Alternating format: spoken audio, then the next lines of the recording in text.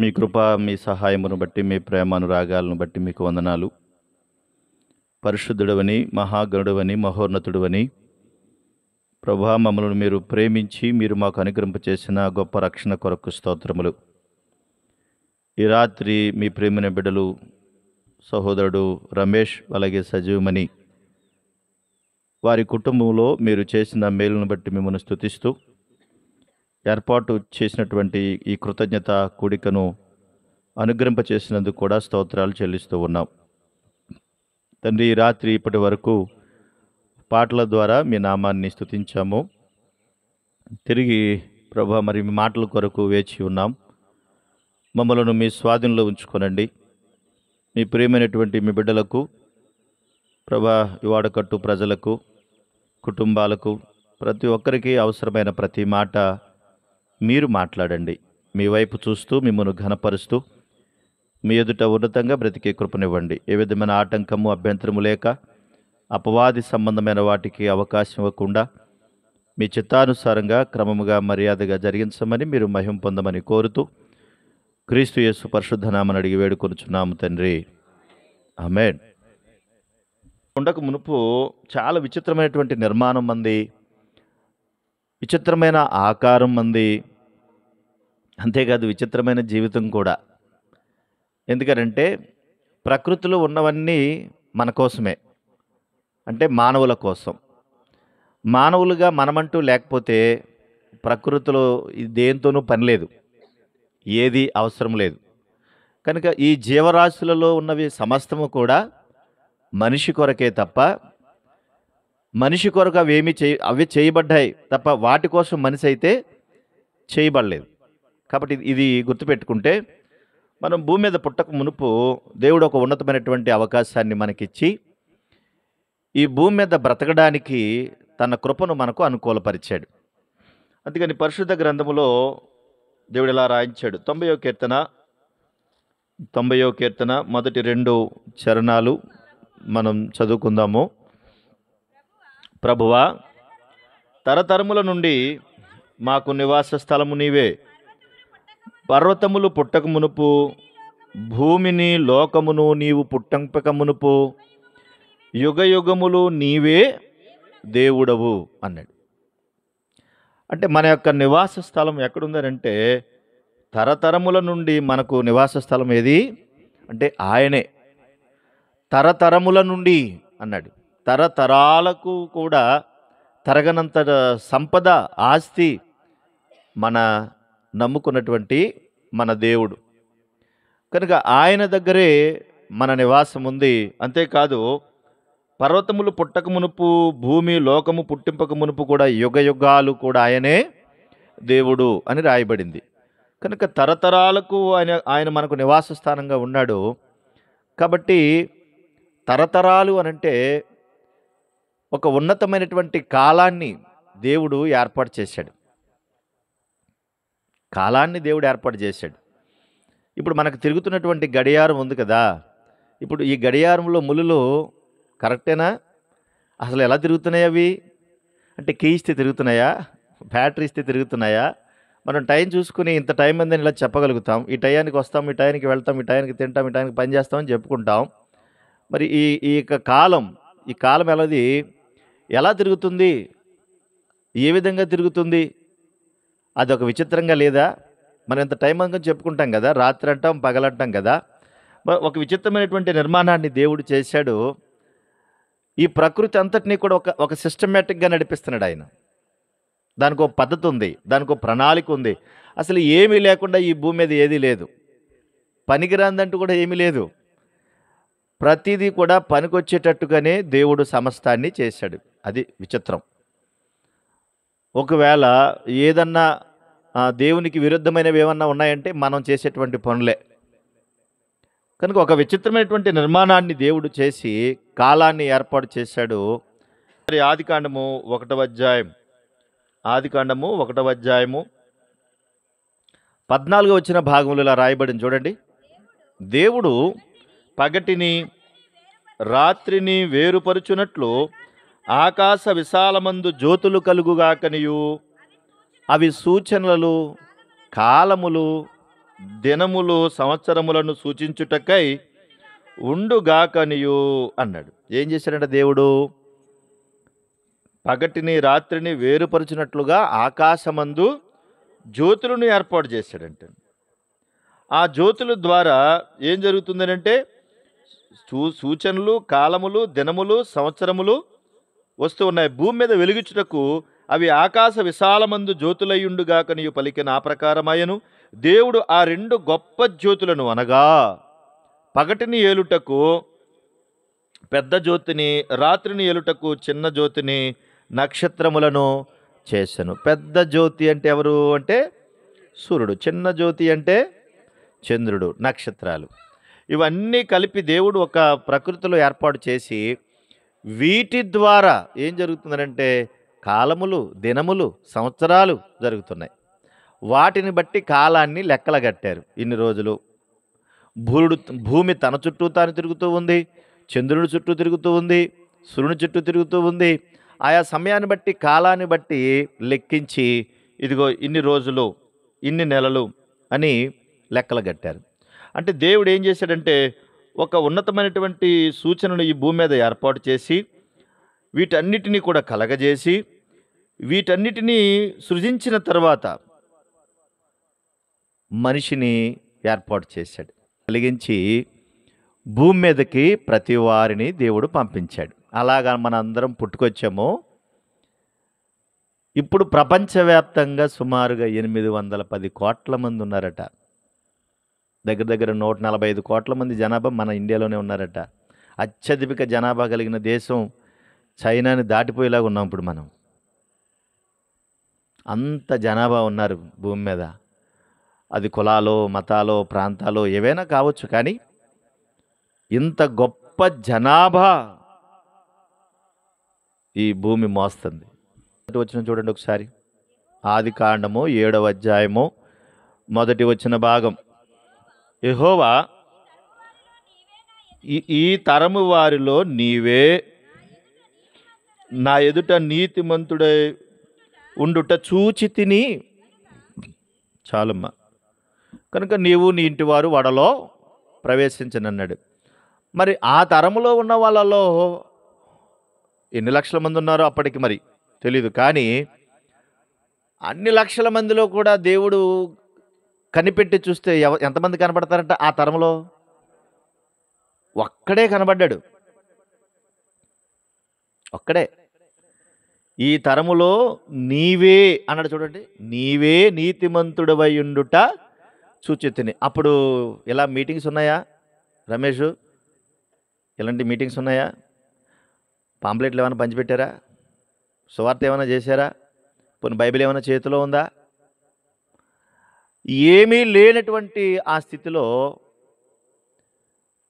దేవుని ఎదుట మనస్సాక్షిని బట్టి, దేవుడు అతనికి ఉన్నటువంటి మనస్సాక్షిని బట్టి, అది పితరుల కాలం అంటారు దాన్ని, ఆ పితరుల కాలములో మనస్సాక్షిని బట్టి నోవహును చూసి నీవే ఈ తరములో నీతిమంతుడివై ఉండుట చూచి తిని అంటే మరి మిగిలిన తరాలన్నీ ఏమైనట్టు? ఇప్పుడు మన మధ్యలో ఎన్ని తరాలు ఉన్నాయి? నేను ఎన్ని తరాలు చూడగలను? నేను ఎన్ని తరాలు చూడగలను? ఇప్పుడు మా నాన్నగారిని నేను చూస్తున్నాను అంటే మా నాన్నగారితో తరం, అలాగే నేనున్నది ఒక తరం, కాబట్టి నా తరంలో కూడా నేను చూస్తున్నాను. నా తర్వాత తరం ఎవరు? నా పిల్లలు, అంతే కదా. ఇప్పుడు నా పిల్లలను కూడా నేను చూడగలుగుతున్నాను, అంటే ఇంచుమించుగా ఒక 2-3 తరాలు నేను చూడగలుగుతున్నాను. అలాగే ఆ రోజుల్లో నోవహు కాలములో ఉన్నటువంటి వారిలో ఎన్ని తరాలు ఉన్నాయో, కానీ అన్ని తరాలలో ఒక్కడే కనబడుతున్నాడంట, అది కూడా నోవహు తరములో. తన ముందున్నటువంటి తరాలలో ఎవరు కనపడలేదు, తన తరములో కూడా ఎవరు కనపడలేదు. నోవహును చూసి నువ్వు ఒక్కడవే నాకు నీతిమంతుడిగా కనిపిస్తున్నాను. అందుకే దేవుడు ఏం చేశాడంటే ఆదాము దగ్గర నుంచి వచ్చినటువంటి సంతానం అంతట్లోనూ కూడా నోవహును చూసినప్పుడు తనొక్కడనే చూసి దేవుడు ఆనందించి మిగిలిన వాళ్ళందరూ కూడా నాకు విరుద్ధంగా ఉన్నారు, భయంకరమైన పాపాత్ములుగా ఉన్నారు, కాబట్టి వాళ్ళందరూ కూడా భూమి మీద ఉండడానికి వీల్లేదనంతే దేవుడు. వారు భూమి మీద ఉండడానికి వీల్లేదు. అంతమంది అన్ని తరాలలో నువ్వు ఒక్కడవే కనబడ్డావు. కాబట్టి ఈ తరములో ఉన్నటువంటి వారిలో నువ్వు ఒక్కడవే, అది కూడా నిన్ను బట్టి నీ కుటుంబాన్ని కూడా నేను కాపాడుతున్నాను. మిగిలిన వాళ్ళందరూ భూమి మీద ఉండడానికి వీల్లేదని దేవుడు ఏం చేశాడంటే జలప్రళయాన్ని భూమి మీదకి పంపించాడు. జలప్రళయాన్ని పంపించి ఆ జలప్రళయం ద్వారా భూమి మీద ఉన్నటువంటి వారందరినీ కూడా లేపేశాడు. ఒక్క నోవహు కుటుంబం మాత్రమే రక్షింపబడింది. కనుక ఆ తరములో దేవుడే తన ప్రియమైనటువంటి బిడ్డలను బట్టి ఆయన ఒక రకంగా చెప్పాలంటే ఆయన చేసినటువంటి బిడ్డలను బట్టి దుఃఖపడ్డాడు, బాధపడ్డాడు. అంతేకాదు ఆ బిడ్డలు చేసేటువంటి పనులను చూసి తట్టుకోలేక ఒక మెట్టు దేవుడే కిందకి దిగాను అంటాడు. ఆది కాండములో చూడండి ఒకసారి, 8వ అధ్యాయము ఆది కాండము 21వ భాగం.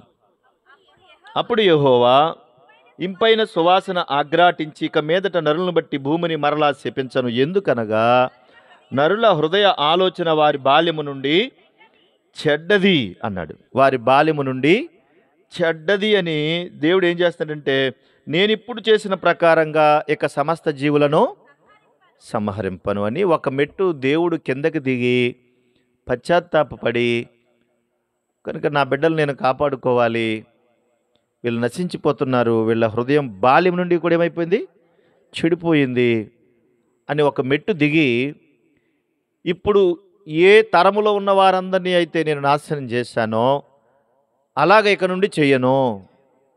నోవహు తరాన్ని కాపాడాను కదా, కనుక నోవహు తరాన్ని బట్టి కాపాడతాను అని దేవుడు ఏం చేశాడంటే ఆకాశంలో ఒక ధనుస్సును ఏర్పాటు చేశాడు. మనకు తెలుసు కదా, అది ఏమంటాం మనం, ఇంద్రధనుస్సును ఏర్పాటు చేశాడు.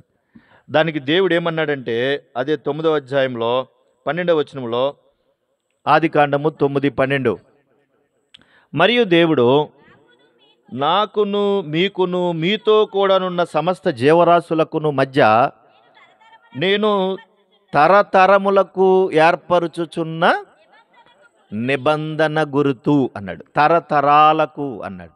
ముందటి తరాలన్నీ వెళ్ళిపోయినాయి, నీ తరం ఒకటే మిగిలింది. కనుక ఈ తరం నుండి మరలా సంతానాన్ని భూమి మీద విజృంపచేస్తాను, సంతానాన్ని విస్తరింపచేస్తాను. మరి బాల్యం నుండి చెడిపోయినటువంటి హృదయాలను బాగు చేయడానికి, అంతేకాదు ఒకేసారి మరలా నా కోపనాగ్నికి మీరు బలవకుండా ఉండడానికి ఒక నిబంధన గుర్తును ఆకాశంలో ఉంచుతున్నాను అన్నాడు. అదే ఇంద్రధనస్సు అంటాం. ఆ నిబంధనను బట్టి దేవుడు ఏం చేశాడనంటే, ఎప్పుడైనా భయంకరమైనటువంటి ప్రళయాలు వచ్చినా, సునామీలు వచ్చినా, మీరు గమనించారో లేదో, భూకంపాలు వచ్చినా, భయంకరమైనటువంటి రోగాలు వచ్చినా చూడండి ఒకేసారి రావు. మీరు గమనించారా, నోవహు కాలంలో ఎంతమంది చనిపోయారు? నోవహు కుటుంబం తప్ప మిగిలిన వాళ్ళందరూ చనిపోయారు. ఇప్పుడు దేవుడు గనక మరలా అదే నిర్ణయాన్ని తీసుకుంటే భూమి మీద ఎవరము కూడా మనము ఉండలేం. కనుక దేవుడు ఏం చేశారంటే ఆ నిబంధన గుర్తు ప్రకారంగా ఎక్కడ భయంకరంగా పాపం రెచ్చిపోతూ ఉంటుందో, ఎక్కడ దుర్మార్గం రెచ్చిపోతూ ఉంటుందో, ఎక్కడ దేవునికి విరుద్ధమైన కార్యక్రమాలు జరుగుతాయో, ఎక్కడ దేవుని నామానికి అవమానం కలుగుతుందో, ఎక్కడ మానవ నైజం చచ్చిపోయి భయంకరమైనటువంటి దుర్మార్గపు క్రియలు పెచ్చురిల్లిపోతాయో, ఆయా ప్రాంతాలను బట్టి, ఆయా కాలాన్ని బట్టి, ఆయా స్థలాన్ని బట్టి దేవుడు అక్కడక్కడ కరువులు, అక్కడక్కడ భూకంపాలు, అక్కడక్కడ అన్నాడు తప్ప నోవహు కాలంలో వచ్చినట్టుగా ఒకేసారి తీసేయలేదు. కాబట్టి మనందరం బతుకున్నాం. Praise lord. లేకపోతే మనం కూడా ఏమయ్యేవాళ్ళం, అందులో కొట్టుకుని పోయేవాళ్ళం. ఆ తర్వాత అది అయిపోయిన తర్వాత దేవుడు మరలా ఇశ్రాయేలు ప్రజలను తీసుకొచ్చాడు. ఇశ్రాయేలు జాతి అంతా కూడా ప్రయాణమే వచ్చింది. ఇశ్రాయేలు నడిపించడానికి మోషే గారిని దేవుడు ఏర్పాటు చేశాడు. మోషే గారి ద్వారా ఇశ్రాయేలు జాతిని నడిపిస్తూనే దేవుడు ఏ విధమైనటువంటి, బైబిల్లో రాయబడి ఉంటుంది ఏమనంటే, దేవోక్తి లేని ఎడల జనులు కట్టులేక తిరుగుదురు అని. అంటే ఏ మాట లేదు, ఏ విధమైనటువంటి ఉద్దేశాలు లేవు, వారిని నడిపించేటువంటి స్థితి కూడా ఏదీ లేదు. అలాంటి సమయంలో దేవుడు ఏం చేశాడనంటే, నాయనా నువ్వు ప్రజలందరినీ నడిపించాలి కనుక వారికి అవసరమైన విధంగా నేను ఒక ధర్మశాస్త్రాన్ని నీకు ఇస్తాను. ఆ ధర్మశాస్త్ర ప్రకారంగా ఇదిగో ఈ తరములో అంటే నీ తరములో ఉన్నటువంటి వారందరినీ నువ్వేం చేయాలంటే ఆ ధర్మశాస్త్ర ప్రకారంగా నువ్వు నడిపించాలి అన్నాడు. మీకు అర్థమవుతుందా పాఠం? అప్పుడు దేవుడు ఏం చేశాడంటే ఒక ధర్మశాస్త్రాన్ని ఏర్పాటు చేసి మోషే ద్వారా ఇశ్రాయేలు జాతికి ఇచ్చాడు, ఆ తరములో ఉన్నవారికి. చూడండి ఒకసారి నిర్గమకాండము 20వ అధ్యాయము, నిర్గమకాండము 20వ అధ్యాయము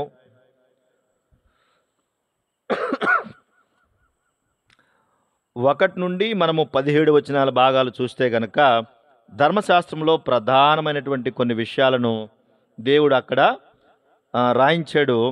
రాయించి వారిని రక్షించడానికి, వారిని సంరక్షించడానికి, వారిని ఒక పద్ధతి ప్రకారంగా వారిని నడిపించడానికి ఆ కాలంలో దేవుడు ఏం చేశాడంటే ఒక చక్కటి నడిపింపును దయచేశాడు. ఆ నడిపింపును దయచేయటంలో నా మాట మీరు వినాలి, ఇదిగో నా మాట మీరు వినాలి, మీరు వినడం వల్ల, నా మాట మీరు వినడం వల్ల నేను మీకు ఇది చేస్తాను అని. అదే నిర్గమకాండం 20వ అధ్యాయము 5వ వచన భాగంలో చూడండి ఇలా రాయబడింది, ఏలయనగా నీ దేవుడైన యెహోవానగు నేను రోషము గల దేవుడను, నన్ను ద్వేషించు వారి విషయంలో 3-4 తరముల వరకు తండ్రుల దోషమును కుమారుల మీదికి రప్పించుచు, నన్ను ప్రేమించి నా ఆజ్ఞలు గైకును వారిని 1000 తరముల వరకు కరుణించువాడనై ఉన్నాను అన్నాడు. అంటే మీరు నా మాట వినాలి అన్నాడు. ఆ రోజున నోవహుకు ఏ నిబంధన లేదు, కేవలము నోవహు యొక్క మనస్సాక్షిని బట్టి, అతని యొక్క నీతితత్వాన్ని బట్టి దేవుడు అతన్ని ఎన్నుకున్నాడు. ఆ తర్వాత ఇశ్రాయేలు జాతిని ప్రజలందరినీ కలిపి మోషే ద్వారా ధర్మశాస్త్రాన్ని ఏర్పాటు చేసి, మీరు నా మాట వినాలి, మీరు నా మాట వింటే ఇదిగో 3-4 తరముల వరకు కూడా, వినకపోతే తండ్రుల దోషమును కుమారుల మీదకి రప్పిస్తాను, నన్ను ప్రేమించిన ఆజ్ఞలు గైకుంటే 1000 తరాల వరకు మిమ్మను కరుణిస్తాను అన్నాడు. కనుక తరాలన్నీ విచిత్రంగా గడిచిపోతున్నాయి, తరాలన్నీ విచిత్రంగా వెళ్ళిపోతూ ఉన్నాయి. కనుక దేవుడు ఆ రోజుల్లో వీళ్ళకి ఏం చేశాడంటే, ఒకవేళ నా మాటలన్నీ వీళ్ళు మర్చిపోతారేమో, వీళ్ళకి నేర్పించాలి అని ఆ రోజుల్లో ఏం చేశాడంటే, దేవుడు వారి పట్ల చూపిన కరుణ, వాత్సల్యతను, ప్రేమను, అద్భుత కార్యాలన్నీ మర్చిపోకుండా ఉండడానికి కొన్ని పండుగలను కూడా అప్పుడు ఏర్పాటు చేశాడు దేవుడు. కొన్ని పండుగలను కూడా ఏర్పాటు చేశాడు. ఏదైనా ఒక పండుగ చూడగానే ఈ పండుగ అనగానే ఆ సందర్భం గుర్తొచ్చేయాలన్నమాట. ఆ రోజున ఇశ్రాయేలు ప్రజలందరికీ ఏం చేశాడంటే దేవుడు పస్కా పండుగను ఏర్పాటు చేశాడు. ఏంటది? పస్కా పండుగ. పస్కా పండుగను పక్కన పెడితే సాధారణంగా పండుగలు ఏముంటాయి? ఇప్పుడు మీరు ఆలోచించాలి. మనకి ఏదైనా పండుగ అనగానే ఒక సరదా ఉంటుంది, ఒక సందడి ఉంటుంది, పిండి వంటలు ఉంటాయి, అట్టహాసాలు ఉంటాయి. మొత్తం మన స్నేహితుల్ని, మన చుట్టూ ఉన్నటువంటి వారిని, అంతేకాదు మన బంధువుల్ని, మన రక్త సంబంధుల్ని అందరినీ కూడా పిలుచుకుంటాం. పండగ మీరు అందరూ ఏం చేయాలి, ఇప్పుడు మా ఇంటికి వచ్చేయండి అని. కనుక మన ఊళ్ళో ఏదైనా పండుగ జరిగిందనుకోండి, మన ఊళ్ళో పండుగ జరగానే మన చుట్టాలందరూ ఎక్కడికి వచ్చేస్తారు, మన ఊరు వచ్చేస్తారు. ఎందుకంటే పండగ కాబట్టి. ఆ రోజున కూడా ఇలాగే పండగలు జరుగుతున్నటువంటి సందర్భాల్లో దేవుడు చూడండి ఎంత గొప్పగా వాళ్ళకు జ్ఞాపకం చేస్తూ వచ్చాడో. నిర్గమకాండము 12వ అధ్యాయం, నిర్గమకాండము 12వ అధ్యాయం. ఆ రోజున దేవుడు చెప్పినటువంటి వాళ్ళకి ఒక కట్టడ, ఒక నియామకం చేశాడు. చేసి ఆ కట్టడ ప్రకారంగా వాళ్ళకు నియమించాడు. ఏంటంటే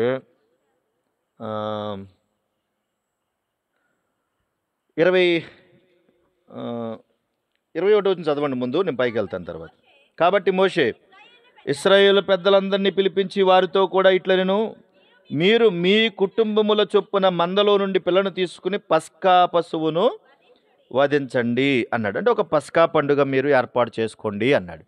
అసలు దీన్ని ఎందుకు చేయమన్నాడు అనంటే, ఆ రోజుల్లో ఎందుకు చేయమన్నాడంటే, ఐగుప్తు దేశంలో ఉన్నటువంటి పరిస్థితుల మధ్య ఫరో రాజు ఇశ్రాయేలు ప్రజలందరినీ కూడా చంపుతున్నాడు గనక, చివరిగా అతనికి అగ్ని పరీక్ష పెట్టి, నువ్వు గనక నా జనాభాను పంపించకపోతే ఇదిగో మీ ఇంట్లో ఉన్నటువంటి జ్యేష్ఠ కుమారుడు, ఇంటికి పెద్ద కొడుకు చచ్చిపోతాడు అని చెప్పాడు. ఎవరి మాట చెప్పింది? దేవుడే చెప్పాడు. ఫరో రాజు దగ్గరికి వెళ్ళి వార్నింగ్ ఇచ్చాడు. ఇదిగో నువ్వు గనక మోషే, నువ్వు వెళ్ళి చెప్పు, నువ్వు నా మాట విని నాకు లోబడి నా పిల్లలను గనక నువ్వు పంపించకపోతే, నన్ను ఆరాధించడానికి నువ్వు పంపించకపోతే, నీ ఇంటిలో ఉన్న ప్రతి ఇంటిలో, ఐగుప్తు దేశంలో ఉన్న ప్రతి ఇంటిలో ఇంటి పెద్ద కొడుకు ఏమైపోతాడు? చచ్చిపోతాడు అని చెప్పాడు. ఇంటి పెద్ద కొడుకు చచ్చిపోతాడని వార్నింగ్ ఇచ్చాడు. అయినా సరే ఫరో ఏమన్నాడు? నువ్వేదన్నా చేసుకో, నువ్వు ఒక దేవుడువా? నువ్వు ఒక దేవుడువా? నీ మాట నేను వినాలా? ఈ మోషేని పంపిస్తే మేము వినాలా అని చాలా వెటకారం చేశారు ఆ రోజు. చాలా భయంకరంగా దూషించారు ఆ రోజు. కానీ దేవుడు మాత్రం మాట తప్పేవాడు కాదు గనక ఆ రోజు వార్నింగ్ ఇచ్చాడు. వార్నింగ్ ఇచ్చి ఇంటికి పెద్ద కొడుకు చనిపోతాడన్న మాట ఫరో ఎండ్లా. అయితే మోషేతో చెప్పాడు, నువ్వు వెళ్ళి ఆజ్ఞాపించు అని. సేమ్ టైం, అదే టైంలో ఆజ్ఞాపించాడు. ఏంటంటే, ఓ ఇశ్రాయేలు ప్రజలారా, ఇదిగో సంహార దూత వెంబడిస్తుంది, మీ ప్రాంతాలను దర్శిస్తుంది, మీ ప్రాంతాలు దాటుకుని ఐగుప్తు దేశంలో ప్రవేశిస్తుంది. కనుక సంహార దూత మీ ఇంటిలో ఉన్న వారిని సంహరించకుండా ఉండాలంటే, ఇదిగో ఒక గొర్రె పిల్లను తీసుకుని మీరు ఏం చేయాలా? ఆ రక్తం తీసుకుని 2 నిలువు కమ్ములు, ఒక అడ్డు కమ్ముకి ఆ రక్తాన్ని మీరు రాయాలి. ఏ ఇంటికైతే ఆ పశువు యొక్క రక్తం, పస్కా బలి అన్నాడు దాని దేవుడు, ఆ బలి రక్తం కనబడదో ఆ ఇంటిలో సంహార దూత ప్రవేశిస్తుంది, ఆ ఇంటి పెద్ద కొడుకు చనిపోతాడు. అసలు మీరు మీరు కూడా గమనించండి, సంహార దూత ఇంట్లోకి రావడానికి, ఒక మనిషి చచ్చిపోవడానికి ఎంత టైం పడుద్ది? మరలా దేవుడు దీన్ని ఎందుకు పెట్టాలి? దేవుడు దీన్ని ఎందుకు ఏర్పాటు చేయాలి? మరలా నువ్వు ఇది రాసుకోవాలి అని ఫరో రాజుతో దేవుడు వార్నింగ్ ఇచ్చాడు. చేయకపోతే పోతా ఉంటే ఫరో రాజు పట్టించుకోవాలా? ఇప్పుడు నీకు కూడా చెప్పినప్పుడు దేవుడు మరొక అవకాశం ఇచ్చాడు చూసారు నీకు. ఇది ఒకవేళ చెయ్యకపోతే ఏంటి, చెయ్యకపోతే ఏంటి అంటే ఏమవుతుంది? ఇంటిలో ఉన్న పెద్ద కొడుకు చనిపోతాడు. కనుక ఇశ్రాయేలు ప్రజలకు కూడా ఆ రోజున ఒకవేళ వీళ్ళు కూడా ఆ పస్కా బలి చెల్లించకుండా ఒకవేళ అలాగే వదిలేస్తే, వీళ్ళింటి పెద్ద కొడుకు ఏమవుతాడు? ఖచ్చితంగా చనిపోతాడు. కనుక దేవుడికి తన మన అనే భేదమేమీ ఉండదు. ఆయనకి భూమి మీద ఉన్నటువంటి ప్రజలందరూ కూడా ఆయన పిల్లలే. ప్రజలందరూ కూడా ఆయన యొక్క పోలికలో, స్వరూపంలో ఉన్నవారే. అందరూ ఆయన కావాలని కోరుకుంటున్నాడు. కనుక ఆ రోజున అలా చెప్పినప్పుడు వాళ్ళ మాట వినలేదు. సంహార దూత ప్రవేశిస్తూ ఉన్నాడు. వీళ్ళందరూ ఏం చేశారంటే పస్కా బలిని చేసి అందరూ కలిసి ఆ కమ్మెలకు రాసుకున్నారు. సంహార దూత వచ్చాడు. ఆ రోజున ఏ గుమ్మముకైతే ఈ యొక్క బ్లడ్ ఉందో లేదో, పస్కా బలి ఉందో లేదో చూశాడు. ఉన్న వాటిని దాటుకుంటూ వెళ్ళాడు.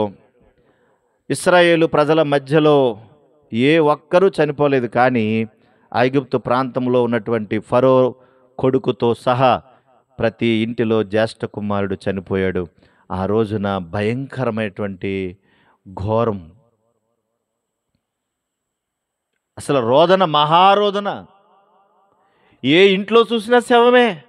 ప్రతి ఇంటిలో కూడా ఏడుపు, మహారోదన. శవం లేని ఇల్లు లేదు ఆ రోజు. కారణం ఏంటి అనంటే, దేవుని యొక్క మాట నిర్లక్ష్యం చేశారు, ఇష్టానుసారంగా బ్రతికారు, దేవునికి విరోధమైపోయారు వాళ్ళు.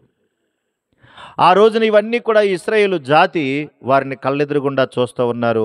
ఇశ్రాయేలు ప్రజలు కూడా ఆ రోజున ఇదిగో పస్కా బలి ఇది మీరు చేయాలన్నాడు. చేసినప్పుడు దీన్ని గుర్తు చేసుకోవాలని చెప్పాడు. అది పస్కా బలి అనేటువంటి దాన్ని పస్కా పండుగగా దేవుడు ఏర్పాటు చేశాడు. విచిత్రం ఏంటో తెలుసా? మనకి పండగ అనగానే ముందు చెప్పినట్టుగా మనకు అన్ని జ్ఞాపకం వస్తాయి. కానీ ఆ రోజున వాళ్ళకి పస్కా పండుగ అనేది రాగానే వాళ్ళని ఎలా పస్కా పండుగ ఎలా చేయమంటున్నాడు చూడండి ఒకసారి. 12:7 చూడండి. ఈ నెల 14వ దినం వరకు మీరు దాన్ని ఉంచుకొని తర్వాత ఇశ్రాయేలు సమాజం వారందరూ తమ తమ కూటములో సాయంకాలం వరకు దాన్ని చంపి దాని రక్తము కొంచెము తీసి దానిని ఇండ్ల ద్వారపు బంధపు 2 నిలువ కమ్ముల మీద పైకమ్ము మీదను చల్లి అన్నాడు. ఆ రాత్రి వారు అగ్ని చేత కాల్చబడిన మాంసమును పొంగని రొట్టెలు తినవలెను, చేదు కూరలతో దానిని. పండగలో ఏం చేయాలంటున్నాడు తెలుసా? పస్కా పండగలో చేదు కూరలతో మాంసం వండుకుని తినమంటున్నాడు. పస్కా బలి చేసి దాన్నేమో కమ్మెలకు రాసి రక్తాన్ని మిగిలిన మాంసాన్ని మళ్ళీ అక్కడ ఏం చెప్తున్నాడు ఆయన? పొంగని అక్కడ రాయబడిన మాట చూడండి ఒకసారి. 2 నిలువు కమ్మెల మీద రాసిన తర్వాత కాల్చబడిన మాంసమును పొంగరు రొట్టెలు తినవలను, చేదు కూరలతో దాన్ని తినవలను. చేదు కూరలతో ఎవడన్నా పండగ చేస్తాడా? మనకు పండగ అంటే ఏముండాలండి? చికెన్ ఉండాలి, మటన్ ఉండాలి. అన్నిటికన్నా మించి ఇప్పుడైతే ఏముండాలి? ప్రధానంగా మందు పార్టీ ఉండాలి. చచ్చిపోతే మందు ఉండాలి, పుట్టాడంటే మందు ఉండాలి, చచ్చిపోతే మందు ఉండాలి, ఆ పక్కడు ఎవడన్నా ఏడుస్తున్నా కూడా మందు ఉండాలి, అలాగే రోగం వచ్చి హాస్పిటల్లో ఉన్న మందు ఉండాలి, శవం ఎదురుగుండా ఉన్న మందు ఉండాలి, శవం నెత్తి మీద ఉన్న మందు ఉండాలి, శవం కూడా వెళ్ళాలన్నా కూడా మందు ఉండాలి. అసలు మందు లేని పండగ లేదు, మందు లేని దినమే లేదు. అన్నిటికీ ఏమి ఉండాలంటే మందే ఉండాలి. కానీ ఆ రోజుల్లో అన్నట్టు చేదు కూరలతో తినాలంటండి. ఇంటికి వచ్చిన చుట్టానికి కాకరకాయ పెట్టారనుకోండి, ఎలా ఉంటాడండి? చేదు కూరలతో ఎవరైనా భోజనం పెడతారా? ఇంటికి వచ్చిన చుట్టానికి పెడతారా? చెప్పరే. ఏమండి మరి ఇంట్లో ఏమీ లేకపోయినా ఆఖరికి ఏం పెడతామండి? కనీసం కోడి గుడ్డైనా వేసి, అయితే ఏపో ఆమ్లెట్ వేసో ఏదో మొత్తం మీద కనీసం కోడి గుడ్డైనా పెడతాం. ఇప్పుడు చేదు కూరలతో భోజనం తినాలి నువ్వు పస్కా పండుగలో అన్నాడు. ఆ తర్వాత అక్కడ రాయబడిన మాట చూడండి. దాని తలను, దాని కాళ్ళను, దాని ఆంత్రములను అగ్నితో కాల్చేయాలి. తలకాయ తినకూడదు, కాళ్ళు తినకూడదు, దాని అవయవాలు లోపల ఉన్న అవయవాలు తినకూడదు, పేగులు అలాంటివన్నీ కూడా. దానిలో ఉడకనదైనను నీళ్లతో వండబడినదైనను తిననే కూడదు. ఉడకంది తినకూడదు, నీళ్లతో వండింది తినకూడదు. ఉదయకాలం వరకు దానిలోది ఏది మళ్ళీ పొద్దున్న దాకా ఉండకూడదు. పిజ్జిలో ఎట్టేద్దామంటే మొత్తం పిజ్జి అయిపోతుంది మొగం కూడా. రైట్, ఆరోగ్య సూత్రులోకి వెళ్ళిపోతున్నాం. మరలా మీరు దాన్ని మీరు అది ఏం చేయాలమ్మా? పొద్దున్న దాకా ఉంటే ఏం చేయాలి? దాన్ని కాల్ చేయాలి. మీరు దాన్ని తినవలసిన విధమేదనగా, అమ్మ తినే విధానం చెబుతున్నాడు. పస్కా పండుగలో తినే విధానం చెబుతున్నాడు. ఎక్కడ ఏ తరం ఇది? మోషే గారి తరములో ఉన్న వారి గురించి మాట్లాడుతున్నాడు. నోవహు తరం అయిపోయింది, నోవహు తరములో ఉన్న వాళ్ళందరూ పోయారు, నోవహు తరం వాళ్ళు మాత్రం రక్షించబడ్డారు. నోవహు తరములో నుండి వచ్చినటువంటి వారు మాత్రం ఇదిగో ఇప్పుడు ఇశ్రాయేలు ప్రజలందరూ మోషే కాలానికి వచ్చారు. ఇప్పుడు మోషే తరంలో ఉన్న వారికి మోషే ద్వారా ధర్మశాస్త్రం ఇచ్చి దేవుడు చేసిన కార్యాలు తెలియజేయడానికి పస్కా పండుగ ద్వారా కొన్ని విషయాలు జ్ఞాపకం చేస్తున్నాడు. అలా పస్కా బలైన తర్వాత దాన్ని ఎలా తినాలి అని అంటే, మీరు నడుం కట్టుకోండి అన్నాడు. ముందేం కట్టుకోవాలంట? నడుం కట్టుకోండి. భోజనానికి వచ్చావు కదా, నడుం కట్టుకో. పెళ్లి భోజనానికి వచ్చావు కదా, నడుం కట్టుకో. తినేది నడుమా నోరా? నడుం కట్టుకోమంటే రా. అంతే కదా మనం అనేది. కానీ దేవుడు అంటున్నాడు నడుం కట్టుకో. నడుం కట్టుమంటే మనం ఇలా కట్టుకడతాం కదా, అలా ముందు నడుం కట్టుకో. తర్వాత చెప్పులు వేసుకోమంటాడు. మనం తినే దగ్గర చెప్పులు వేసుకొని సాధారణంగా ఫంక్షన్కి వెళ్తే తప్ప మనం ఎక్కడ సాధారణంగా ఇంట్లో చెప్పులు వేసుకుంటాం ఏంటండి? ఫంక్షన్కి వెళ్తే వేసుకుంటాం, తప్పదు కాబట్టి అక్కడ వేసుకుని తినేస్తాం. ఓకే, నీ చెప్పులు తొడుక్కుని కర్ర పట్టుకోమన్నాడు. ఎవరు తిన్నప్పుడు ఎవరి చేతిలో కర్ర ఉంటుంది? అక్కడ కర్ర ఉన్నవాడు కూడా కర్ర పక్కనింటే కదా తింటాడు. అవునా కదా? కర్ర ఉన్నవాడు కదా కర్ర పక్కనింటే కదా తింటాడు. ఒకవేళ తిన్నప్పుడు కానీ కర్ర నడుం ఏట్రా పక్కన తగులుతుంది తీ అంటాడు. నడుం కట్టుకోవాలి, చెప్పులు తొడుక్కోవాలి, కర్ర చేత పట్టుకోవాలి, త్వరపడుచు దానిని తినవలెను, అది యెహోవాకు. త్వరపడుచు తినాలంటే గబగబ మింగేయాలి. అసలు మనం దేవుడు అంటున్నాడు దాన్ని పస్కా బలి. అది అంటే పస్కా పండుగ చేసేటప్పుడు పస్కా బలిని తినాలి. పస్కా బలి తినేటప్పుడు ఇదిగో ఇలా తినాలి అంటున్నాడు. అసలు పండుగలు ఇలా ఎప్పుడైనా చేస్తారు ఎవరన్నా? ఒక పండగ జరుగుతుందంటే ఆ పండగ ద్వారా పరమార్థం తెలియాలి, ఆ పండగ ఎందుకో తెలియాలి, అసలు దేనికోసం పెట్టారో తెలియాలి, దాని పరమార్థం ఏంటో తెలియాలి. పండగకి అంత అర్థం ఉంది. కనుక ఆ రోజున దేవుడు పస్కా పండుగను ఏర్పాటు చేసి ఇదిగో 7 రోజులు పులియన రొట్టెలు తినాలి, మీరు 7వ దినమున పరిశుద్ధ సంఘంగా కూడుకోవాలి అని చెప్పి 17వ వచనంలో ఇది మీకు అక్కడ రాయబడినమాట. ఈ దినమందే నేను మీ సమూహములను ఐగుప్తు దేశంలో వెలుపలకు రప్పించి తిని గనుక మీరు మీ తరములన్నిటిలో ఈ దినము ఆచరింపవలను, ఇది మీకు నిత్యమైన కట్టడగా ఉండును. మీ తరములన్నిటిలో ఈ కట్టడ ఉండాలి. ఒకవేళ నేను వెళ్ళిపోవచ్చు, మరొకరు రావచ్చు, ఎవరొచ్చినా కూడా ప్రతి తరములో ఈ కట్టడ ఉండాలి. అంటే ప్రతి ఒక్కరు కూడా పస్కా బలి చేయాలి, పస్కా పండుగ చేయాలి. ఆ పస్కా పండుగలో ఇదిగో 6 రోజులు విందు చేయాలి, అందులో ఈ పస్కా బలి ఉండాలి. ఆ పస్కా బలిని లాగా మీరు తినాలి అని చెప్పాడండి దేవుడు. ఎందుకు ఇవంతా ఏంటనంటే అదే నిర్గమకాండంలో మరలా 25 వచనం చూడండి, 24. కాబట్టి మీరు నిరంతరమును మీకును మీ కుమారులకును దీనిని కట్టడగా ఆచరింపవలెను. మీరు మీ కుమారులు, మీరు మీ కుమారులు మర్చిపోకూడదు. ఇది కట్టడా అన్నాడు. తర్వాత యెహోవా తాను సెలవిచ్చినట్లు మీకు ఇచ్చుచున్న దేశమందు మీరు ప్రవేశించిన తర్వాత మీరు దీనిని ఆచరింపవలెను. మరియు మీ కుమారులు మీరు ఆచరించు ఈ ఆచారం ఏమిటని మిమ్మల్ని అడిగినప్పుడు మీరు ఇది యెహోవాకు పస్కా బలి. నాన్న ఏంటి నాన్న పస్కా పండుగ అంటున్నారు, ఈ పండుగ ఏంటి నాన్న ఇలా చేస్తున్నారు అని ఆ తరములో ఉన్నటువంటి వాళ్ళందరూ కూడా ప్రశ్నిస్తారు. అలా ప్రశ్నించినప్పుడు మీరేం చేయాలనంటే, ఇదిగో దేవుని యొక్క కృప బట్టి, దేవుని యొక్క కష్టాన్ని బట్టి మనందరము కలిసి ఆ ఐగుప్తు దేశంలో బానిసలుగా ఉన్నామో, బానిసలుగా ఉన్నప్పుడు దేవుడు భయంకరమైనటువంటి విధంగా ఆ ఐగుప్తు దేశంలో ఉన్న వారికి చేసి మనల్ని ఆ బానిస బ్రతుకుల నుంచి విడిపించాడురా. వాళ్ళ మధ్యలో ఎన్నో అద్భుతాలు చేశాడు. ఆ ఫరో రాజు అసలు వినలేదు. మన పూర్వీకులందరినీ, మన తరతరాలలో ఉన్న వాళ్ళందరినీ కూడా చాలా బాధలు పెట్టాడు. అలాంటి భయంకరమైన బాధల నుండి మన దేవుడు విడిపించాడు. ఆ రోజును కూడా వినకపోతే ఇదిగో ఆ రోజున పస్కా బలి అని చెప్పి మన దేవుడు మనకిచ్చి వాళ్ళ జాతిలో ఉన్నటువంటి పెద్ద కుమారుడు అందరినీ చంపేశాడు. కానీ పస్కా బలి మనం చేసిన వల్ల దేవుడు మనల్ని రక్షించాడు అని తరతరాలకి ఈ పండగ చేసుకున్నప్పుడల్లా ఇది గుర్తు రావాలి. పండగ చేసినప్పుడల్లా ఈ మాట జ్ఞాపకం రావాలి. పస్కా బలి ఎందుకు చేస్తున్నావురా అంటే ఊరికనే సరదా కాదు. మనం ఆ పస్కా బలే నేడు ఉన్నటువంటి పరిస్థితి ఏంటో తెలుసా? యేసుక్రీస్తు యొక్క బలియాగం. ఆ రక్తమే యేసు యొక్క పరిశుద్ధ రక్తం. ఆ గొర్రె యొక్క శరీరమే యేసు యొక్క శరీరం. అది యేసుక్రీస్తు యొక్క బలియాగానికి సూచన. అది ఆ తరాలలో వారికి అది నేర్పించాడు. ఈ తరాలలో వారికి యేసుక్రీస్తు బలియాగంగా చూపించాడు. అసలు పాత నిబంధన గ్రంథంలో ఎంత అద్భుతంగా ఉంటుంది, బేస్ అంతా దాని మీద ఉంటుంది. మనకు అర్థం కాక మనం ఏంటంటో మాట్లాడుకుంటూ ఉంటాం. కనుక ఆ తరములో ఉన్నటువంటి వాళ్ళందరినీ దేవుడు చేసి ఇది తరతరాలకు కట్టడా అన్నాడు. కాబట్టి మీరు నా మాట వినాలి, నా మాట విని నన్ను ప్రేమించి నేను చెప్పినట్లు చేస్తే 1000 తరముల వరకు మిమ్మును కరుణించువాడనై ఉన్నాను. ఒకవేళ వినకపోతే 3-4 తరముల వరకు తండ్రుల దోషమును కుమారుల మీదకి రప్పిస్తాను అన్నాడు. తరతరాలకు మన నివాస స్థలమైన దేవుడు, యుగయుగాలకు దేవుడైనటువంటి ఆయన ఈ భూమి మీద ఒక ఉన్నతమైన ఉద్దేశంతో దేవుడు మనల్ని పుట్టించాడు. ఇప్పుడు మీరు ఆలోచించాలి, ఆ రోజు నుంచి కూడా ఆ తరతరాలు అలా గెంటుకుంటూ వస్తున్నారు. వింటున్నారా? తరతరాలన్నీ జరుగుతూ ఉన్నాయి. అయితే విచిత్రం ఏంటంటే మోషే తరం వచ్చింది. మోషే తరంలో కొన్ని నిబంధనలు చేశాడు. ఆ తర్వాత దేవుడు కూడా మరలా నిర్గమకాండం 31వ అధ్యాయం చూడండి ఒకసారి. నిర్గమకాండము 31వ అధ్యాయము 12-13 వచ్చిన భాగాలు కూడా ఒకసారి చదవండి.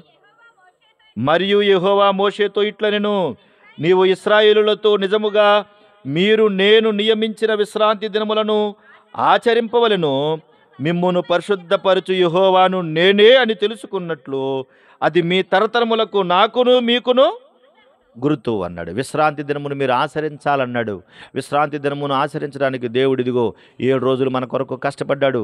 6 రోజులు కష్టపడి 7వ దినం విశ్రమించాడు. విశ్రాంతి దినాన్ని ఏర్పాటు చేశాడు. ఇది మీరు దేవునిని ఆరాధించేటువంటి సమయం, దేవుణ్ణి ఆరాధించేటువంటి దినముగా చూశాడు.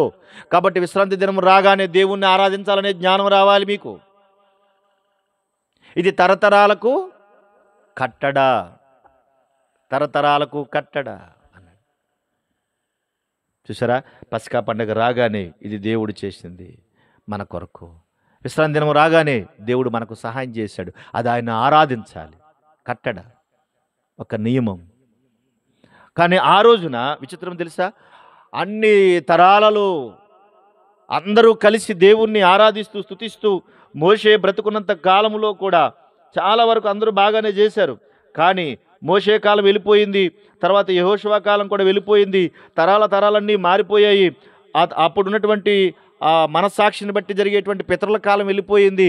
మోషే కాలం వచ్చినప్పుడు ధర్మశాస్త్ర కాలం కూడా వెళ్ళిపోయింది. దేవుడు ఏం చేశాడంటే ధర్మశాస్త్ర కాలంలోనే దేవుడు ఏం చేశాడంటే ఇశ్రాయేలు ప్రజలందరినీ కొంతమంది నడిపించడానికి న్యాయాధిపతులను ఏర్పాటు చేశాడు దేవుడు. అలా ఏర్పాటు చేసినప్పుడు న్యాయాధిపతుల కాలం వచ్చేటప్పటికి చూడండి ఎలా ఉన్నారు. న్యాయాధిపతులు 2వ అధ్యాయం 10వ వచన భాగం. న్యాయాధిపతుల గ్రంథం 2వ అధ్యాయం 10వ వచన భాగం. ఆ తరము వారందరూ తమ పితరుల యొద్దకు చేర్చబడిరి. ఏ తరం వారు?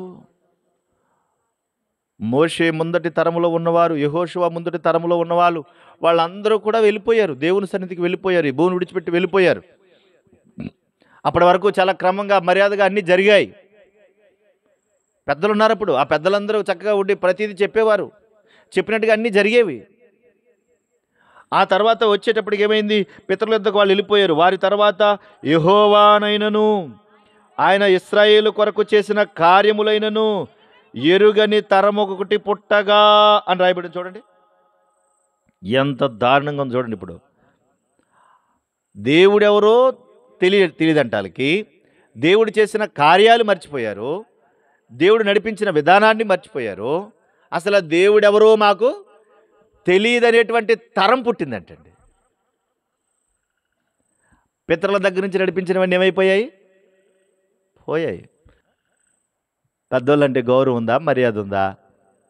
కనుక వాళ్ళు దేవుణ్ణి మర్చిపోయారు, దేవుణ్ణి విడిచిపెట్టారు, దేవుని కార్యాలను విడిచిపెట్టారు. విడిచిపెట్టి వాళ్ళు ఏం చేశారు చూడండి అక్కడ 13వ వచనంలో.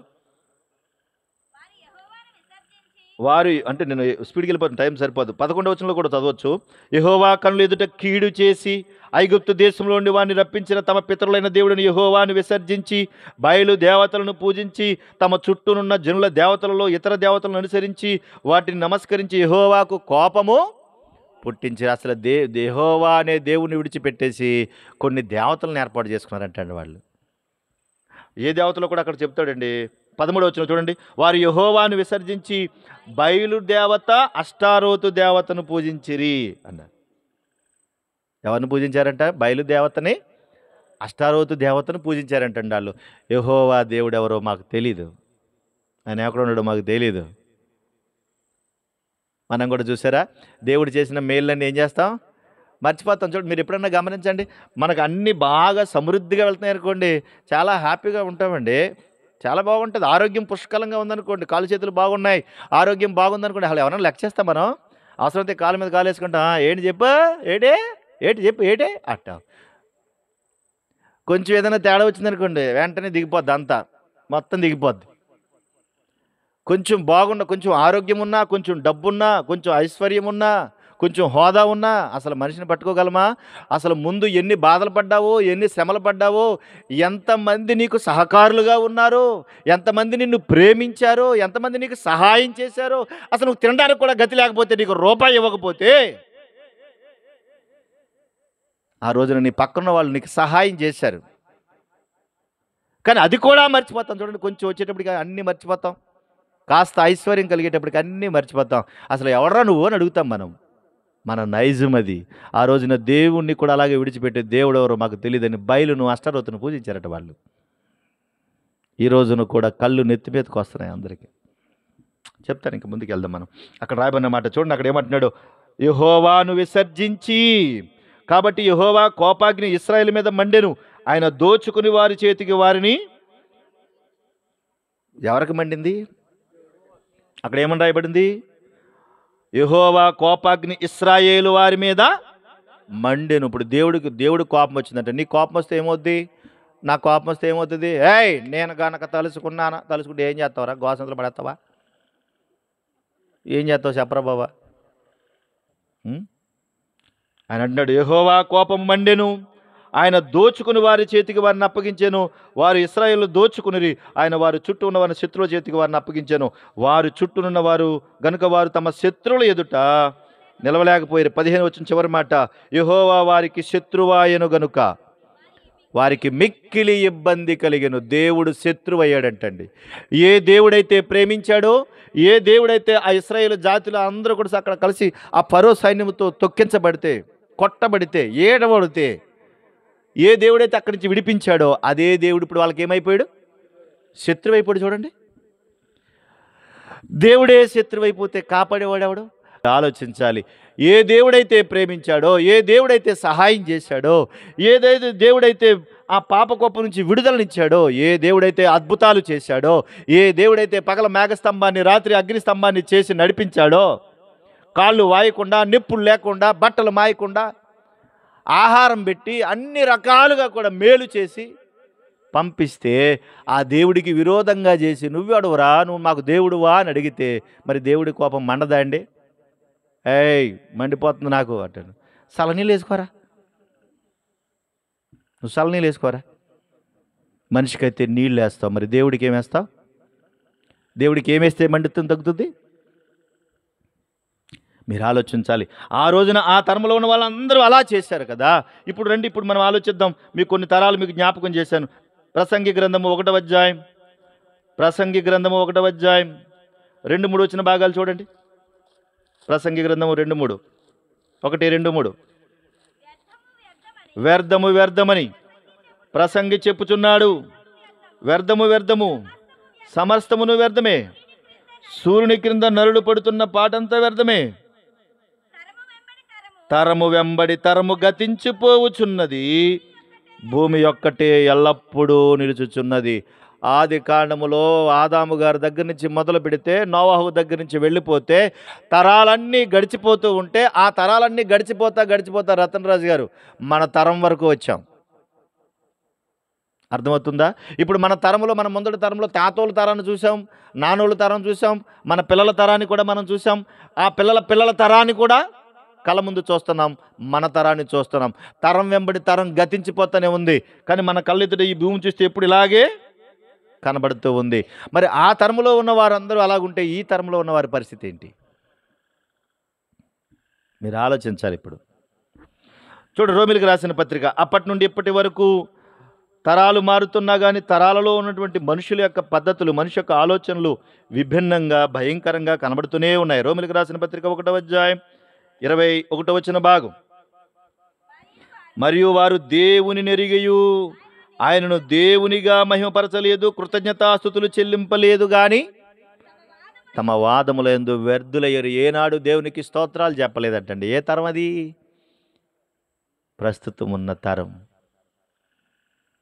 ఏ రోజున దేవానికి స్తోత్రాలను చెప్పలేదు. ఇప్పుడు ఈ కుటుంబం స్తోత్రాలు చెల్లిస్తూ ఉంది, కానీ ఏ రోజున స్తోత్రాలు చెప్పలేదట ఈ తరం. దేవుడిచ్చే పదార్థాలన్నీ కావాలి, దేవుడు చేసే మేళ్ళన్నీ కావాలి, దేవుడిచ్చేవన్నీ కావాలి, కానీ దేవుడు మాత్రం వద్దు. ప్రస్తుతం ఉన్న తరం, ఇంత భయంకరమైనటువంటి తరాలన్నీ దాటుకుని వస్తున్నటువంటి మనకి ఆ కింద వచనంలో కూడా మళ్ళీ చూస్తే కనుక అంటాడు కదా, దేవుని ఎరిగి మర్చిపోయినటువంటి వీళ్ళు వారి అవివేక హృదయము అంధకారమయమాయను, తాము జ్ఞానులమని చెప్పుకొనొచ్చు బుద్ధిహీనులైరి. ఆ రోజున ఆ తరంలో ఉన్నవారు దేవుని విడిచిపెట్టి దేవుడు ఎక్కడున్నాడు అంటే, ఈ తరంలో ఉన్నవారు కూడా వారి అవివేక హృదయం ఏమైందంట? అంధకారమయం అన్నాడు. చీకటి ఆవరించిందండి.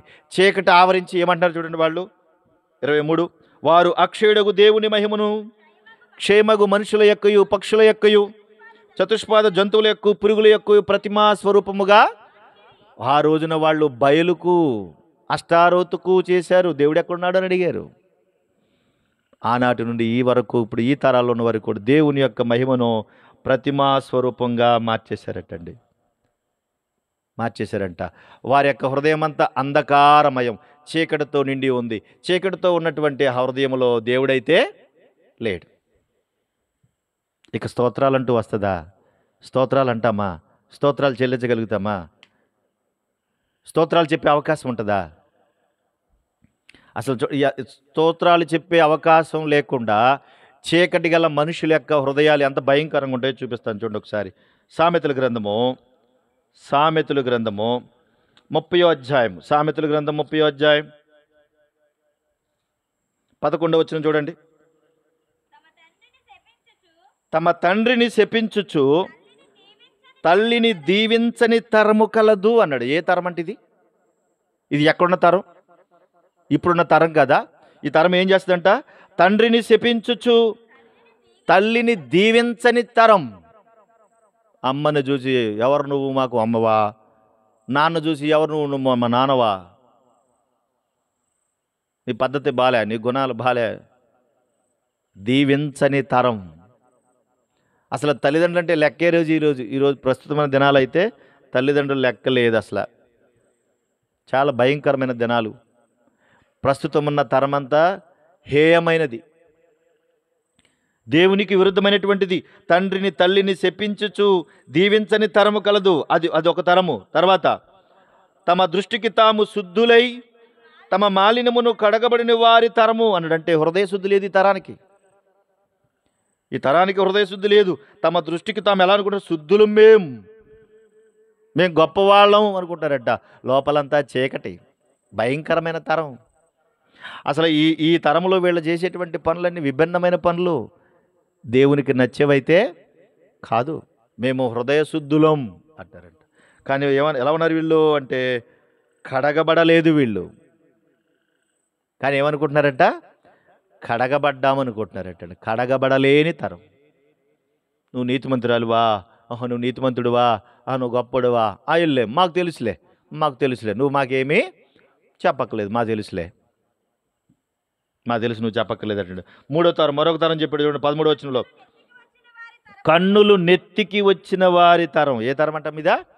కన్నులు నెత్తికి వచ్చిన వారి తరం. కళ్ళు నెత్తి మీదకి రావడం అంటే విపరీతమైన అసహ్యం, గర్వం, ద్వేషం, అహంకారం.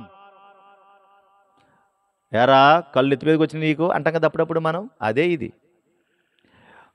వీళ్ళు కళ్ళు నెత్తి మీదకి వచ్చేటువంటి తరంలో వాళ్ళు చేసే చిన్న పని జ్ఞాపకం చేస్తాను చూడు ఒకసారి. కీర్తనలు 10వ కీర్తన 3-4 చరణాలు చూడండి. 10వ కీర్తన 3-4. దుష్టులు పొగరెక్కి యెహోవా విచారణ చేయడనుకొందురు. దేవుడు లేడని వారెల్లప్పుడూ యోచించుదురు. వారెల్లప్పుడూ భయము మానుకొని ప్రవర్తింతురు. నీ న్యాయ విధులు ఉన్నతమైనవే, వారి దృష్టికి అందవు. అంటే వీళ్ళు ఏం చేస్తారంట? తమ మనోబీల భాషను బట్టి అతిశయపడతారంట.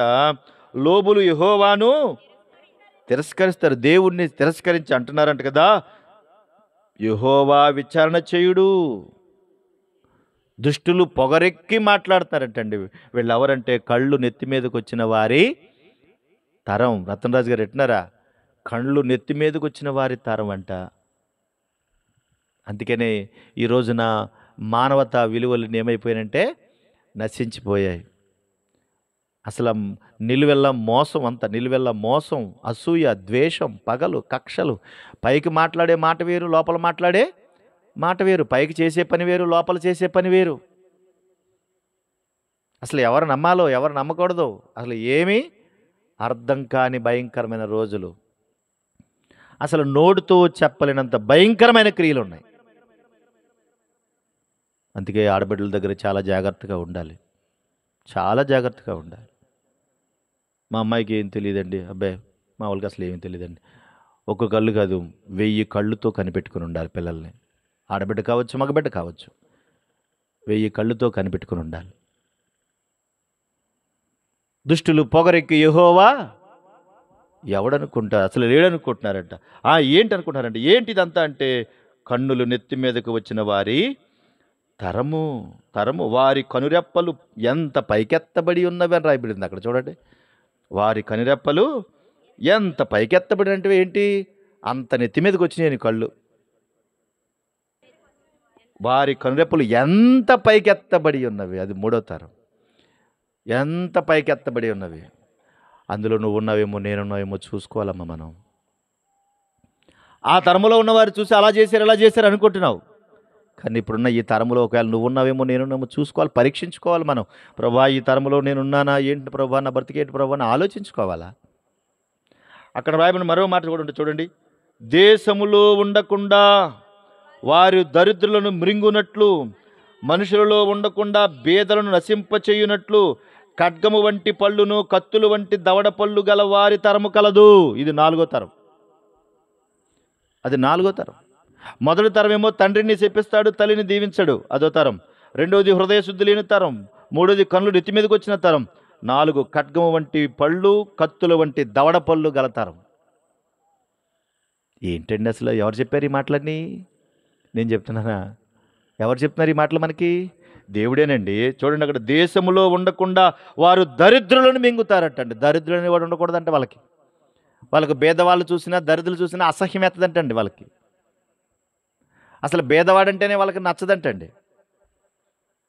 వింటున్నారా? బీదవాడంటేనే వాళ్ళకి నచ్చదంటండి, అసహ్యం వేస్తదంటండి. అక్కడ అంటున్నాడు చూడండి ఇంకొక మాట కూడా, మనుషులలో ఉండకుండా బేదలను నశింపచేయునట్లు అంటాడు. అసలు మనుషుల్లో బేదల వాళ్ళు అనే వాళ్ళు నచ్చరంటండి వాళ్ళకి. ఖడ్గము వంటి పళ్ళు, కత్తుల వంటి దవడ పళ్ళు గల వారి తరము గలదు అంటాడు. అంటే పళ్ళు పటపట నూరుతారు వీళ్ళు. ఎవరిని బ్రతకనివ్వరు, ఎవరిని ఉండనివ్వరు. ఏ విధంగా చూసినా కూడా చంపడానికి సిద్ధపడిపోతారు. అలాంటి భయంకరమైనటువంటి తరాలలో, ఆ తరములో ఇప్పుడు మనం కూడా బతుకుతున్నాం. మనం కూడా బతుకుతున్నాం. ఆదాము దగ్గర నుంచి ప్రారంభమైనటువంటి ఈ జీవితం ఆ తరాలన్నిటిలోనూ కూడా కలుపుకుంటూ వస్తే ప్రస్తుతం ఉన్న తరంలో మన జీవితం ఏంటి మరి? మన జీవితం ఏంటి? చూడండి ఒకసారి హెబ్రీ పత్రిక 3వ అధ్యాయం, చాలా ఇంపార్టెంట్, ముగిస్తున్నాను, ముగింపుకు వచ్చాను. హెబ్రీ పత్రిక 3వ అధ్యాయము 9-10 చూడండి. హెబ్రీ పత్రిక 3వ అధ్యాయము 9-10 చూడండి. 40 సంవత్సరములు 40 సంవత్సరములు నా కార్యములను చూచి మీ పితరులు నన్ను పరీక్షించి శోధించిరి. కావున నేను ఆ తరము వారి వలన విసిగి వీరెల్లప్పుడూ తమ హృదయ ఆలోచనలు తప్పిపోచున్నారు, నా మార్గములను తెలుసుకోలేదు గనుక నేను కోపంతో ప్రమాణం చేసినట్టు వారు నా విశ్రాంతిలో ప్రవేశింపరని చెప్పి తిని. 40 సంవత్సరాలు నా కార్యములు చూశారు, నేను చేసినటువంటి పనులన్నీ చూశారు. వాళ్ళ వల్ల నేను ఇసుకుపోయాను, కాబట్టి వారికి నా విశ్రాంతిలో చోటు లేదు, అంటే నా రాజ్యానికి వీరు రారు అన్నాడు. అందుకే ఆ రోజున అరణ్యంలోనే అందరినీ లేపేశాడు. ఆ రోజు వారు రారు. చూసి చూసి చూసి కూడా వాళ్ళు చేసిన పనులు బట్టి నేను విసిగిపోయాను అంటున్నాడు. ఆ తర్వాత రోమాపత్రిక 1వ అధ్యాయం, ఆ రోజున అప్పుడు విసిగిపోతే రోమాపత్రిక 1వ అధ్యాయం 28వ వచన భాగం, రోమా 1:28. మరియు వారు తమ మనస్సులో దేవునికి చోటియ్యనొల్లకపోయిరి గనుక చేయరాని కార్యములు చేయుటకు దేవుడు భ్రష్ట మనస్సును వారికి అప్పగించాను. ఆ రోజున వాళ్ళు దేవుడు విసిగిపోయే చోట్లేదన్నాడు. మరి ఈ రోజున దేవునికి మనం ఏమన్నామంట? దేవునికి మనసులో చోటు ఇయ్యలేదని రాయబడింది అక్కడ. 1:28 రోమపత్రిక, దేవునికి మనసులో చోటు ఇయ్యలేదు కనుక ఆ రోజున వాళ్ళు చోటు ఇవ్వకపోతే దేవుడు వారిని వల్ల విసికాడు, వారికి విశ్రాంతిలో లేదన్నాడు. ఈ రోజున మనము కూడా దేవుణ్ణి వ్యతిరేకించి దూషించి వెళ్ళిపోతూ ఉంటే మరి మనం కూడా చోటు దూరం అయిపోద్ది కదా. మరి మన తరంలో ఉన్న వాళ్ళని కూడా నశించిపోతాం కదా. ఆ రోజున దేవుడు నోవహు కాలంలో ఒకేసారి అందరిని ఏం చేశాడు? లేపేశాడు. కానీ నిబంధన చేయడం ద్వారా ఎక్కడ పాపం ఉంటుందో అక్కడ శిక్ష వేసుకుంటూ వచ్చాడు, మిగతా వాళ్ళందరినీ కాపాడుకుంటూ వచ్చాడు. కానీ ఆ రోజున ఆ నిబంధన చేసిన దేవుడే, ఆ రోజున పస్కా బలి చేసినటువంటి దేవుడే ఇప్పుడున్నటువంటి తరములో ఉన్నవారిని రక్షించడానికి దేవుడు ఏం చేశాడో చూడండి. కొలస్సీ పత్రిక 1వ అధ్యాయం, కొలస్సీ పత్రిక 1వ అధ్యాయం 25-26. దేవుని వాక్యమును అనగా యుగయుగములలో తరతరములలోను మరుగు చేయబడిన మర్మమును సంపూర్ణముగా ప్రకటించుటకును అన్నాడు. అంటే ఏంటి? దేవుడు ఒక ప్రణాళికను సిద్ధం చేశాడు. ఆ రోజున నోవాహును సిద్ధం చేసి రక్షించడానికి ప్రణాళిక వేశాడు. ఆ తర్వాత మోషే ద్వారా ధర్మశాస్త్రాన్ని ఇచ్చి రక్షించడానికి ప్రణాళిక చేశాడు. ఆ తర్వాత న్యాయాధిపతులను ఏర్పాటు చేసి రక్షించడానికి ప్రణాళిక చేశాడు. ఈ రోజున యేసుక్రీస్తు అనేటువంటి ఒక మర్మాన్ని మనకిచ్చి రక్షించడానికి ప్రణాళిక చేశాడు. తరం వెంబడి తరం గతించిపోతుంది, చచ్చిపోతూ ఉన్నారు. కానీ తరాలలో ఉన్న వారందరినీ రక్షించడానికి ప్రణాళిక సిద్ధం చేశాడు. ఎందుకో తెలుసా? ఆయన ప్రేమ కలిగిన వాడు కనుక. ఆయన ప్రేమను బట్టి ఒక సిద్ధాంత చక్కగా ఒక రక్షణ కార్యక్రమం, ఒక రక్షణ ప్రణాళికను ఏర్పాటు చేసి ఒక మర్మముగా ఉన్నటువంటి యేసుక్రీస్తు ప్రభువారిని భూమి మీదకి పంపించాడు. అంతేకాదు ఆ మర్మము ద్వారా వచ్చేటువంటి సంఘం అని రాయబడి చూడండి అక్కడ, నేను ఆ సంఘమునకు పరిచారకుడనైతిని అన్నాడు. దేవుని ఏర్పాటు ప్రకారము అని రాయబడి చూడండి. దేవుని ఏర్పాటు ప్రకారము అన్నాడు. అంటే యేసుక్రీస్తు అనేటువంటి ఒక రక్షకుణ్ణి ఏర్పాటు చేసి ఆ యేసుక్రీస్తు ప్రభు ద్వారా రక్షించడానికి ఆయన సంకల్పానుసారంగా ఏర్పాటు చేశాడు. అందుకే ఇప్పుడు మనం చదువుకున్నాం కదా, యోహాను రాసిన మొదటి పత్రిక 1వ అధ్యాయంలో మనం చదువుకున్న మాట చదవండి ఇప్పుడు. యోహాను రాసిన మొదటి పత్రిక 1వ అధ్యాయము 8, 9. మనము పాపము లేని వారమని చెప్పుకుని ఎడలా మనలను మనమే మోసపుచ్చుకొందుమన్నాడు. చూసారా, మోసపుచ్చుకొద్దాం. కనుక ఆ తరంలోనే కాదు, ఈ తరంలో ఉన్న మనం కూడా ఏమైపోయాం? చెడిపోయాం, పాడైపోయాం, దేవునికి విరోధం అయిపోయాం, దేవునికి నచ్చని కార్యాలు చేస్తూ దేవునికి విరుద్ధమైపోయాం. ఆ రోజున వాళ్ళు శత్రువులు అయిపోవడం కాదు, ఈ రోజున మనం కూడా దేవునికి ఏమైపోయాం? శత్రువులు అయిపోయాం. కాబట్టి ఆ శత్రుత్వాన్ని నుంచి విడుదల పొందడానికి యేసుక్రీస్తు ప్రభువారిని భూమి మీదకి పంపించాడు. కనుక నాలో ఏ పాపం లేదు, నేను చాలా గొప్పోడిని, చాలా నీతిమంతుని అనుకుంటే నువ్వు ఏం చేస్తున్నావు అన్నాడు? మోసం చేసుకుంటున్నావు. మరియు మనలో సత్యం ఉండదు. మన పాపములు మనం ఒప్పుకొని నెడలా ఆయన నమ్మదగిన వాడును, నీతిమంతుడును గనక ఆయన మన పాపములను క్షమించి సమస్త దుర్నీతి నుండి మనలను పవిత్రులుగా చేస్తాడు. సమస్త దుర్నీతి నుండి పవిత్రులుగా చేస్తాడు. ఆ రోజున దేవుడు ఎన్నో అవకాశాలు వాళ్ళకి ఇచ్చాడు. కొంతమంది రక్షించబడ్డారు, చాలామంది చనిపోయారు. ఈ రోజున దేవుడు మనకు కూడా అవకాశం ఇచ్చాడు. యేసుక్రీస్తు అనేటువంటి ఒక రక్షకుడిని మనకి ఇచ్చాడు. ఆ రక్షకుడు మన పాపము నుండి, శాపము నుండి విడుదల ఇవ్వడానికి, ఈ తరములో ఉన్నటువంటి మనలను రక్షించడానికి యేసుక్రీస్తు ప్రభువారిని దేవుడి భూమి మీదకి పంపించాడు. ఆయన పరిశుద్ధ రక్తము ద్వారా మనకు పాప విమోచన, పాప క్షమాపణ, పాపము నుండి విడుదల, అంతేకాదు నిత్య జీవానికి మార్గం. అందుకే యేసు అన్నాడు కదా, నేనే మార్గమును, నేనే జీవమును, నానే సత్యమును, నేనే తండ్రికి మార్గాన్ని చూపిస్తాను. నా ద్వారా మీకు తండ్రి దగ్గరికి వెళ్ళే అవకాశం కలుగుతుందన్నాడు. అది ఎలా కలుగుతుంది ఏంటి అనంటే, యేసుక్రీస్తునటువంటి మర్మము ద్వారా ఉన్నటువంటి సంగతులను బట్టబయలు చేసి, మన పాప క్షమాపణ కొరకు యేసుక్రీస్తుని రక్తాన్ని చిందించి, యేసుక్రీస్తు రక్తంలో కడగనటువంటి వారందరినీ కూడా ఎఫెసీ పత్రిక 3వ అధ్యాయము 20, 21. ఎఫెసీ పత్రిక 3, 20, 21. మనలో కార్యసాధకమైన మనము అడుగు వాటన్నిటికంటేను, ఊహించు వాటన్నిటికంటేను అత్యధికముగా చేయ శక్తి గల దేవునికి క్రీస్తు యేసు మూలముగా సంఘములో తరతరములు సదాకాలము మహిమ కలుగునుగాక అన్నాడు. ఇప్పుడు ఆయన సదాకాలము, ఆయన యొక్క మహిమ ఎక్కడుందనుకున్నారు? ఇప్పుడు సంఘములో ఉంది. తరతరాల నుండి వస్తున్నటువంటి శాపం నుండి, పాపం నుండి విడుదల చేసి, తరతరాలను రక్షించి, ఆ తరతరాలు నిత్యము కూడా రక్షణలో ఉండడానికి దేవుడు తన సంఘాన్ని ఏర్పాటు చేశాడు. అదే క్రీస్తు రక్తము చేత కొనబడిన, రక్షించబడిన, చిందించబడిన సంఘం. ఆ సంఘం ఈ లోక సంబంధమైనది. అది మత సంఘం కాదు, కుల సంఘం కాదు. అది మత సంఘము కాదు, కుల సంఘము కాదు. మతానికి, కులానికి అంటగట్టకూడదు ఈ సంఘాన్ని. క్రీస్తు రక్తము చేత కొనబడిన సంఘం. అది దైవికమైనది, మనుషుల చేత ఏర్పాటు చేసింది కాదది. దేవుని రక్తము చేత కడగబడి ఏర్పాటు చేసింది. తరతరములు ఆయన మహిమ ఎక్కడుంది ఇప్పుడంటే? సంఘంలో ఉంది. ఆ సంఘంలో ఉన్నవారు పరిశుద్ధులు. ఆ సంఘంలో ఉన్నవారు దేవుని మహిమను సంపాదించుకుంటారు. ఆ సంఘంలో ఉన్నవారు నిత్యరాజ్యాన్ని సంపాదించుకుంటారు. ఆ సంఘములో ఉన్నవారు విముక్తి పొంది ఉన్నవారు. ఎంత గొప్ప భాగ్యాన్ని దేవుడిచ్చారు చూసారా? అసలు మీకేమైనా అర్థమైంది? ఇది కొంచెమన్నా అర్థమైందా? ఎన్ని తరాలు దాటుకుపోతుంటే ఈ తరములో మనం యేసుక్రీస్తు ప్రభువుకు దొరికాం, మనం యేసయ్యకు మనం దొరికాం. ఎన్ని తరాలు గతించిపోయి, ఎన్ని తరాలు చచ్చిపోయినాయి చూడండి. ఇప్పుడు అసలు నీ తరంలో నువ్వు భాగ్యవంతుడివి, ఈ తరంలో నేను భాగ్యవంతుడు. ఎలాగేయమంటే యేసుక్రీస్తు ప్రభు యొక్క రక్తము చేత కడగబడ్డం వల్ల. ఆ విలువ మనకి తెలియక నోరు పారేసుకుంటాం, సంఘం మీద నోరు పారేసుకుంటాం, సంఘం గురించి ఇష్టానుసారంగా మాట్లాడతాం, సంఘాన్ని చెప్పిస్తూ ఉంటాం, సంఘంలో ఉన్నవారిని దూషిస్తూ ఉంటాం. సంఘములో తరతరాలు ఆయన మహిమ ఉంది. నువ్వు చెడుగా మాట్లాడుతున్నా, దూషిస్తున్నావంటే యేసుక్రీస్తు ప్రభు వారిని దూషిస్తున్నావు. ఆయన మహిమ ఉంది. ఎంత గొప్ప రక్షణ, నిర్లక్ష్యం చేయొద్దన్నాడు. అందుకే ఎల్లప్పుడూ కూడా ఆయనకు కృతజ్ఞతాస్తుతులు చెల్లించాలి. దావీదు గారు అన్నాడు కదా, ఏమన్నాడు ఆయన?